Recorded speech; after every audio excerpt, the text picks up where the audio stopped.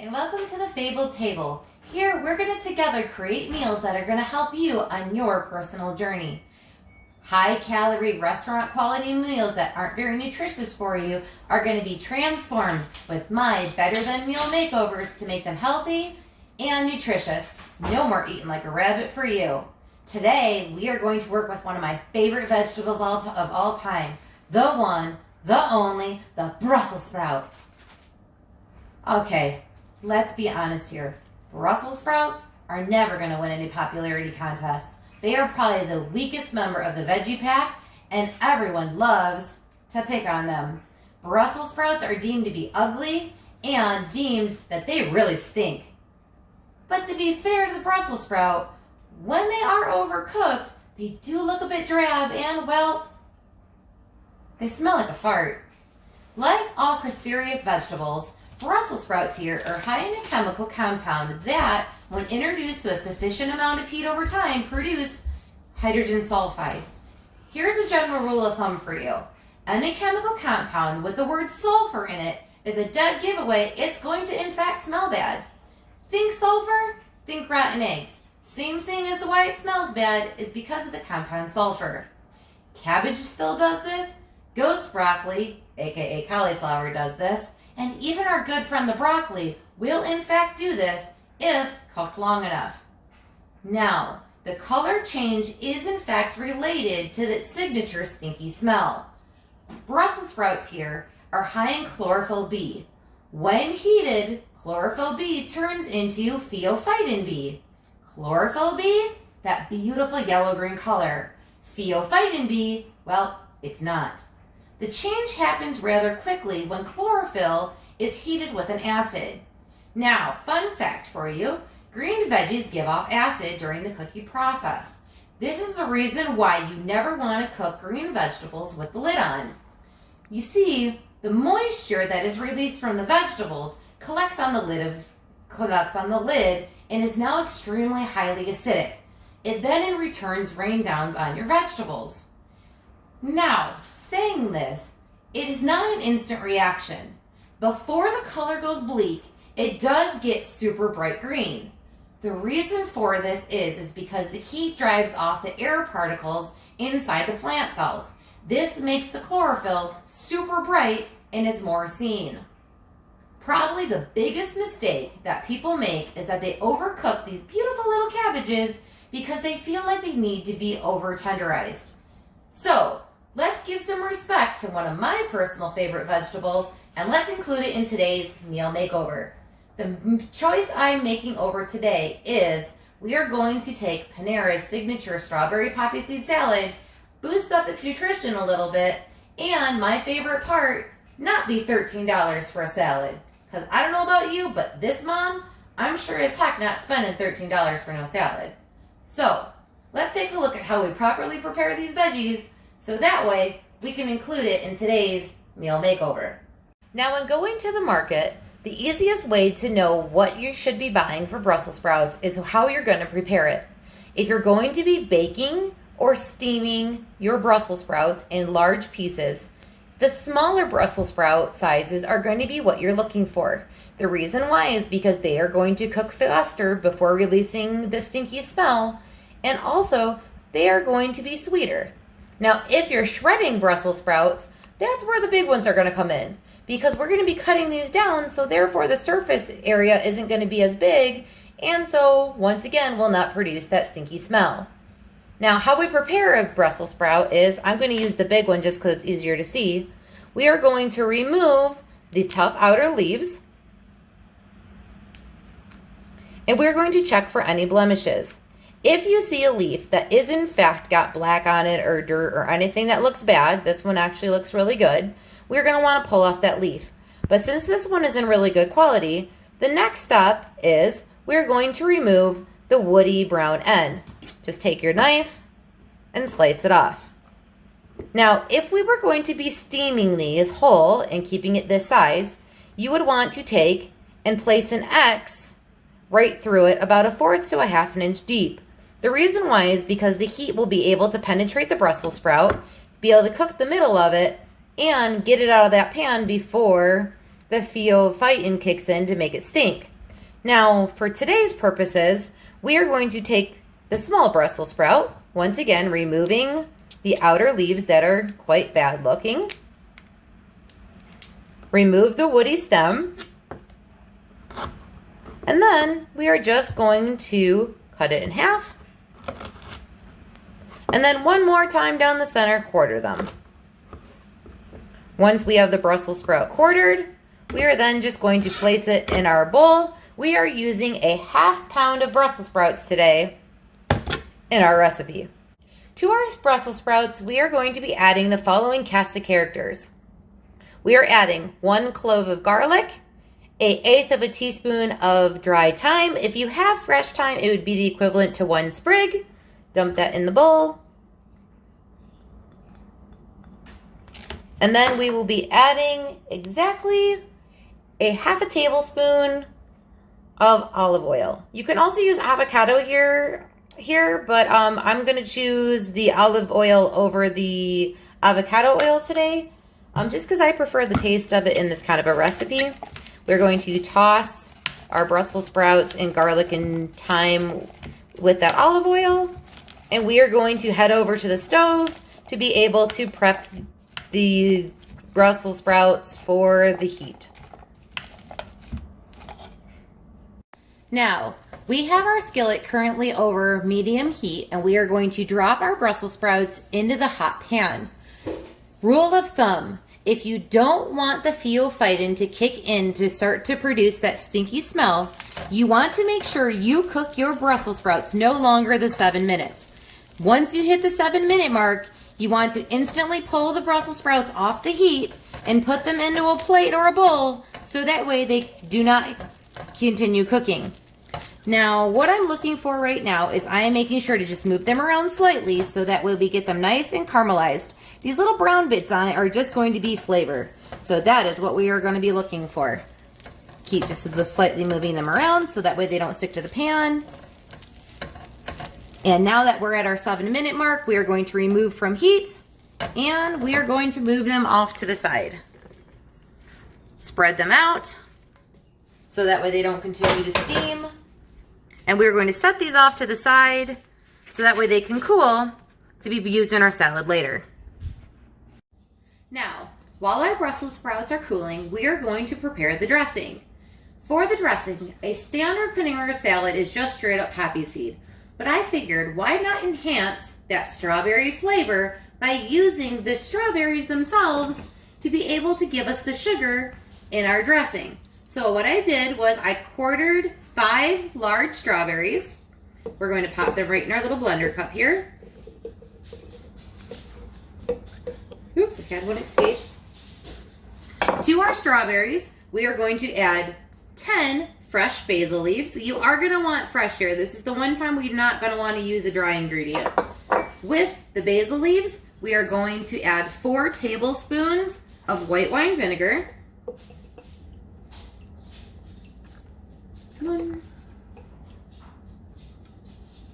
2, 3, and 4. 1/4 of a teaspoon of sea salt.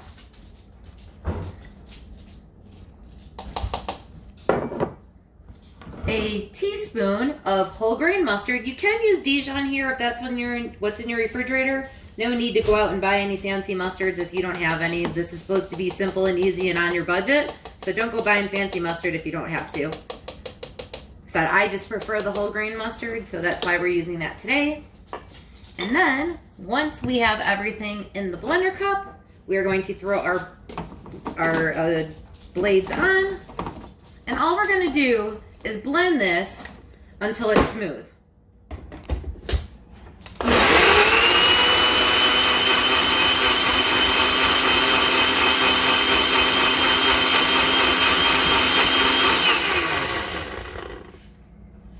Now, you might be wondering, why exactly am I using a blender and not using like a food processor per se? Well, my goal here is to make this be the least amount of dishes and be budget friendly. So, for in these situations, maybe you don't have a food processor. this is an easy solution. I'm actually using a smoothie blender. The reason why is because if you're on a healthy journey, like I am, I know I make smoothies all the time. So therefore, this is an appliance that I know I use all the time. Hence why I'm using this today. Plus, the little lids that you use for your drinking spout is perfect because I can keep it in the refrigerator. Just pop the top, measure out how much dressing I want into my salad, close it up, and I don't have any extra dishes, and I don't gotta worry if it gets knocked over in the refrigerator. So, once we have everything blended up and nice and smooth here, we are going to add 1/4 cup of olive oil, or like I said, you can use avocado oil here. I'm just choosing to use the olive oil. And we are going to once again return it to the base, and we are just going to emulsify it or just blend it till it's all together.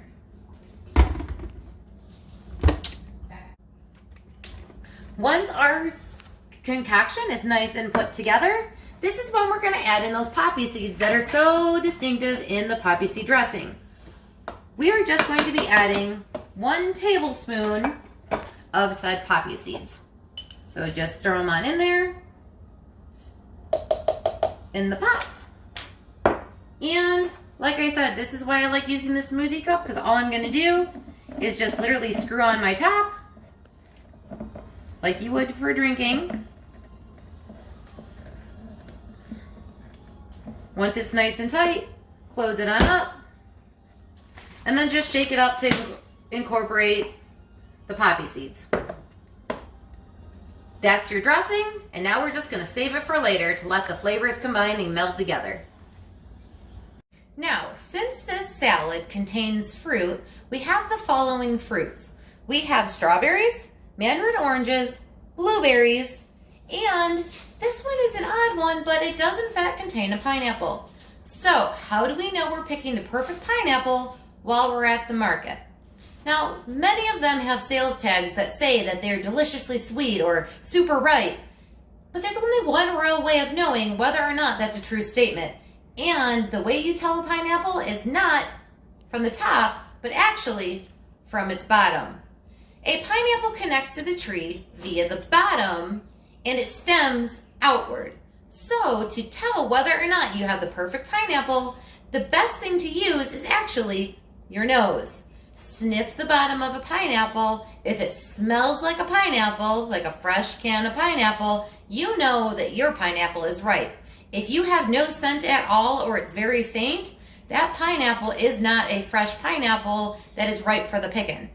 Now, to prepare this guy, once you have the perfect pineapple, the best way to do it is actually to take your regular kitchen towel, drape it over the top like such, and the first step is to twist and remove the top. Once we have the top removed, now just slice off the top and the bottom to give you flat surfaces and proceed to remove the outer skin and then cut away. Now the core, a lot of times people do in fact throw it away because it's a tough center, but actually I like to save it because it's perfect to throw it on the grill for later days. It's nice and firm so it doesn't just fall apart, but the sugar still caramelizes and give you those tasty little tidbits. Now that we have all of our ingredients prepped and ready to go, now it's time for assembly. Note, if you're making this for a large group of people, you can throw it all in one bowl and be done with it. For today's purposes, because we are actually saying that we're making an individual portion size because we're replicating the Panera salad, I'm going to take it and split it into one individual salad. To start, we are going to take equal parts. I'm using spring mix into the bowl, and I am going to use some baby kale. Now, if you're trying to replicate the Panera bread recipe exactly, they only use romaine lettuce. Now, the reason why I'm using spring mix and kale is because, one, I really like the pepperiness from the kale up against the sweet strawberry vinaigrette, and also this gives you more nutritional value. Romaine is a good choice, but if we're talking nutritionally speaking, these two lettuce choices are going to be much higher of a value than what just your standard romaine is. Once we have our lettuce base down, next we are going to give a sprinkling of our now cooled Brussels sprouts on top with those crumbly little bits to give some extra crunch. Next, we are going to add our toasted nuts. These can be of your choice. If it's Panera that you're going to stick with, they use toasted pecans. Today, I'm going to use toasted walnuts just because that's what I happen to have in my cabinet. And once again, we don't want to go out of our way to buy ingredients because if you're not going to use them, because we're trying to save money here. Next, we're going to throw in our strawberries.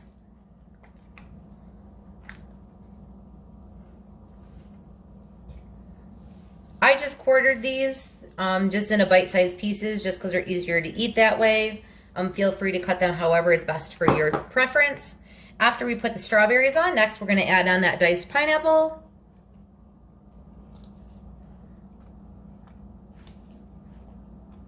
Once our pineapple is in the bowl, next we are going to add our mandarin oranges. Now this is a traditional fruit that is found in a Panera salad, so if you do not like any of these, feel free to leave them out or switch them for a different fruit. Like I said, just because we're trying to copycat this as close as possible to the real thing, that's why I'm using the fruits that I'm using today. Once we have our mandarin oranges in the bowl, next we are going to add the last fruit is our blueberries.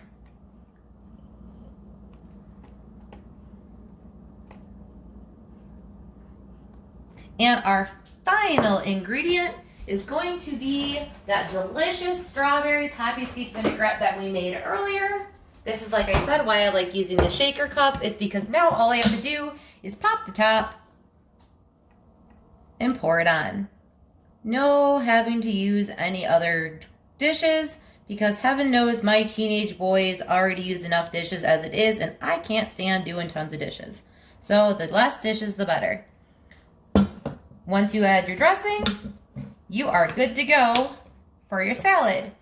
Note, if you want to add protein, feel free to add grilled chicken here, because that is what you standardly find at Panera when they serve these salads. It's with grilled chicken. If we're going a vegetarian route, quinoa is a great choice. So pre-cook your quinoa and then just add in it on top. Toss with your salad, and then you have a vegetarian protein source to bump up the protein in the salad as well. So this is our copycat meal makeover to the Panera strawberry poppy seed salad. If packing this in a lunch, I would recommend putting the salad dressing on the side though to prevent the salad from getting soggy. And I really hope that you enjoy this dish. And as always, happy munching.